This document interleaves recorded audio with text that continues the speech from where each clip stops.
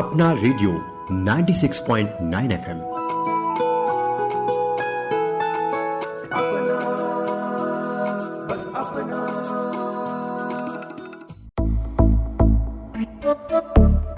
योग संगम, आत्मा का परमात्मा से, योग संगम, ध्यान का साधना से, योग संगम, रोग मुक्त काया से, योग संगम, शरीर, मन और आत्मा से। सुनिए हमारी विशेष कार्यक्रम श्रृंखला योग संगम, सिर्फ अपना रेडियो 96.9 FM पर।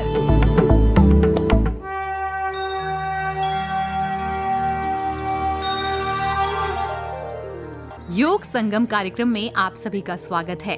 आप सुन रहे हैं अपना रेडियो 96.9 FM में हमारी खास प्रस्तुति। मैं हूं कविता शर्मा। दोस्तों, शरीर के स्वास्थ्य को बेहतर बनाए रखने के लिए स्वस्थ आहार के साथ नियमित योग व्यायाम पर जोर दिया जाता है।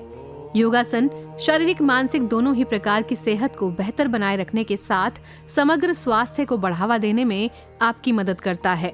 वज्रासन एक ऐसा ही योग है जिसे विशेषज्ञ कई तरह की स्वास्थ्य समस्याओं में काफी फायदेमंद अभ्यास के तौर पर देखते हैं।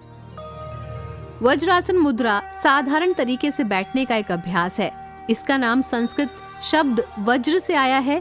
इस मुद्रा के लिए आप घुटने टेक कर बैठते हैं। श्वास और ध्यान के लिए इसे काफी बेहतर अभ्यास माना जाता है। योग विशेषज्ञों के मुताबिक शरीर को मजबूत बनाने के साथ मानसिक स्वास्थ्य में सुधार करने के लिए वज्रासन योग का अभ्यास काफी लाभकारी होता है। अध्ययनों के अनुसार कमर दर्द, हाई ब्लड प्रेशर और एकाग्रता में सुधार करने वाला ये अभ्यास माना जाता है। तो चलिए आज के कार्यक्रम करें योग रहे निरोग में जाने वज्रासन के बारे में। क्या होता है वज्रासन और इसके लाभ, जानकारी दे रही हैं योग गुरु योग थेरेपिस्ट काजल चौधरी। नमस्कार, मेरा नाम काजल चौधरी है और मैं BYC फिटनेस फाउंडेशन की ओनर हूँ। मैं योग गुरु हूँ। पिछले 15 साल से लोगों को योग की शिक्षा दे रही हूँ। आज जो हम बात कर रहे हैं वो है वज्रासन के विषय में। वज्रासन से आप क्या समझते हैं? वज्र का मतलब होता है कठोर। जो आसन आपके शरीर को वज्र की तरह शक्ति प्रदान करे और शक्तिशाली बनाए, उसे वज्रासन कहते हैं। 5 प्रमुख आसनों में से ये आसन माना गया है। सभी हठ योगिक ग्रंथों में इसका वर्णन है और ये एक ध्यानात्मक आसन भी माना गया है। जैसे हिंदू धर्म में पद्मासन को मुख्य पूजा पद्धति में शामिल किया गया है, वैसे ही इस्लाम धर्म को वज्रासन दिया गया है। वज्रासन में वो नमाज पढ़ते हैं और पूजा जो भी उनका पद्धति है उसमें इसे शामिल करते हैं। जितने भी आसन हम इस तरह से किसी पद्धति में शामिल करते हैं, उनका विशेष प्रभाव पड़ता है आपके शरीर पर। इसीलिए इन सबको ऐसे प्रमुख आसनों में शामिल किया गया है। तो वज्रासन इतना खास क्यों है? एक ऐसा आसन जो आप खाना खाने के तुरंत बाद कर सकते हैं। बाकी किसी तरीके का योगिक क्रिया या कोई भी योगासन आप खाना खाने के तुरंत बाद नहीं कर सकते, लेकिन इस आसन को ऐसा विशेष अधिकार प्राप्त है। क्यों? क्योंकि जैसे ही आप खाना खाते हैं, भोजन के तुरंत बाद आपके शरीर को सारा ब्लड सप्लाई चाहिए होता है मेन आपके डाइजेस्टिव ट्रैक्ट की तरफ। ये आसन वही देता है।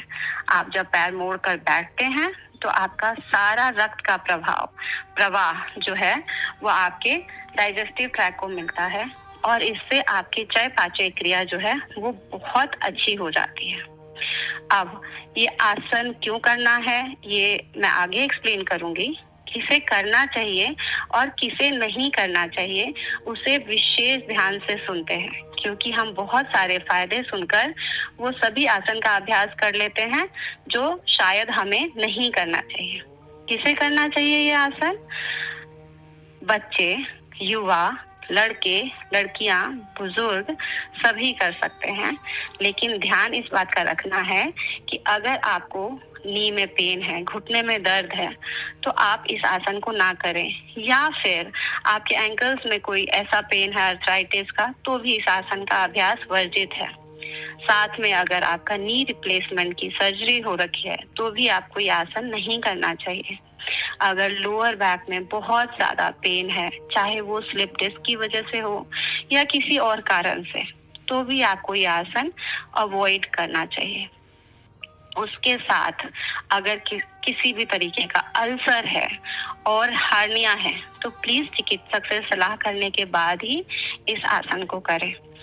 एक और छोटा सा टिप जो मैं आप लोगों को देना चाहूंगी वो ये है कि अगर बिगिनर हैं, आप नया शुरू करना चाहते हैं, तो आप सॉफ्ट जगह को चुने या तकिया रख लें अपने आसपास, तो उससे आपको थोड़ा आराम मिलेगा। शुरुआत में कितनी देर करना चाहिए इसका ध्यान विशेषतर रखना चाहिए, क्योंकि हम जैसे ही अभ्यास शुरू करते हैं पहले दिन में ही ज्यादा कर लेते हैं और फिर हम उस आसन के प्रति विमुख हो जाते हैं। तो जब आप शुरुआत करें तो 2 से 5 मिनट का अभ्यास शुरू करें, उसके बाद आप अभ्यास को 5 से 10 मिनट और 10 से 15 मिनट कर सकते हैं। कितनी देर करना चाहिए? 10 से 12 मिनट खाना खाने के तुरंत बाद आप वज्रासन में बैठ सकते हैं। वज्रासन करते कैसे हैं? आराम से दोनों पैरों को मोड़िए। घुटने पर आपको पैर को मोड़ के बैठना है। पैर की एड़ियों पर आपके अपने बटॉक्स को आराम से स्थापित करना है। आपके पैर के हील्स पर दोनों पैर के अंगूठे मिले रहेंगे और आपके हील्स में थोड़ा सा डिस्टेंस रहेगा। स्पाइन को एकदम स्ट्रेट करके बैठना है, शोल्डर को एकदम रिलीज करना है और दोनों हाथ अपने घुटने पर आप किसी भी ध्यानात्मक मुद्रा में रख सकते हैं। ज्ञान मुद्रा, महामुद्रा या अंजलि मुद्रा में भी आप बैठ सकते हैं। आंखें बंद करके आराम से अपना ध्यान अपने श्वास पर केंद्रित कर सकते हैं। तो ये है वज्रासन की स्थिति।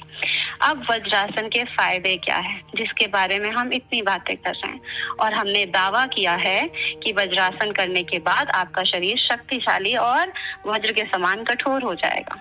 तो वज्रासन के एक नहीं अनेकों फायदे हैं। सबसे पहले जो मैंने आपको बताया कि हमारा डाइजेस्टिव ट्रैक आपको सारा ब्लड फ्लो देता है वहां पर, तो हमारा जो डाइजेस्टिव ट्रैक है वो एकदम सुदृढ़ काम करता है अच्छे से, और हमारे शरीर के मल के निष्कासन में यानी कॉन्स्टिपेशन अगर आपको रहता है तो इसमें बहुत फायदा करता है।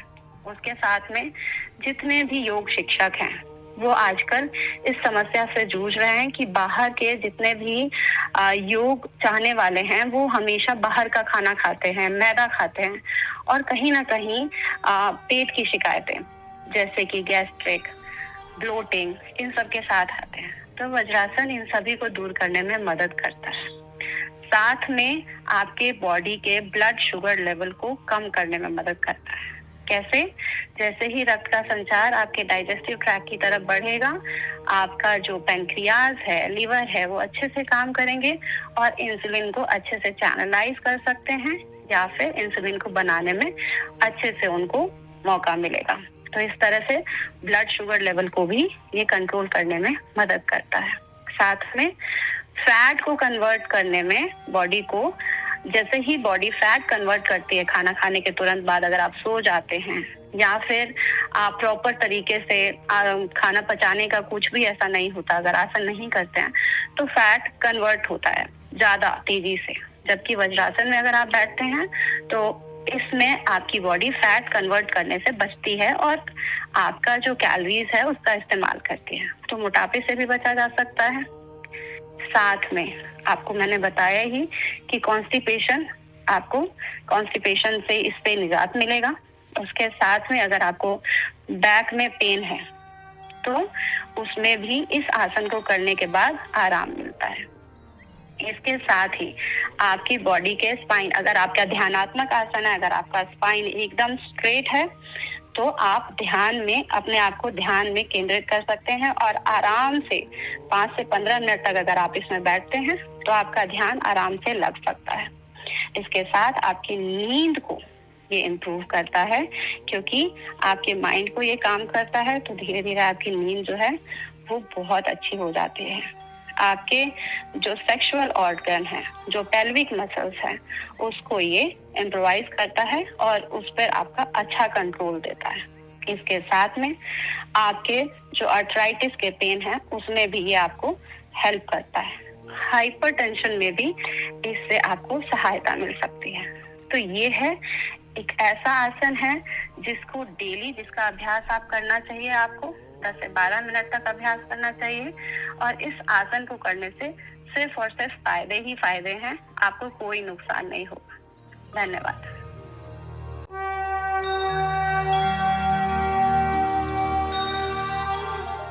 हम उम्मीद करेंगे कि हमारे द्वारा दी गई जानकारी आपके काम आ रही होगी। इसी उम्मीद में कि आप स्वस्थ रहें, मुस्कुराते रहें। कविता शर्मा को दीजिए अनुमति। सुनते रहिए अपना रेडियो 96.9 FM। नमस्कार।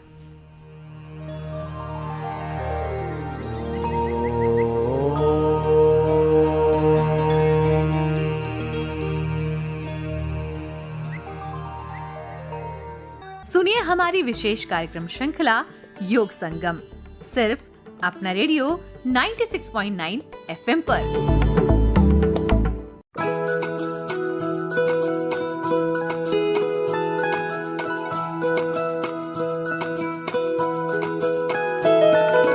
मेरी ख्वाहिशें, मेरे अरमान, मेरा बस यही सपना, जिंदगी में हर कोई समझे हम सफर मुझे अपना अपना, बस अपना।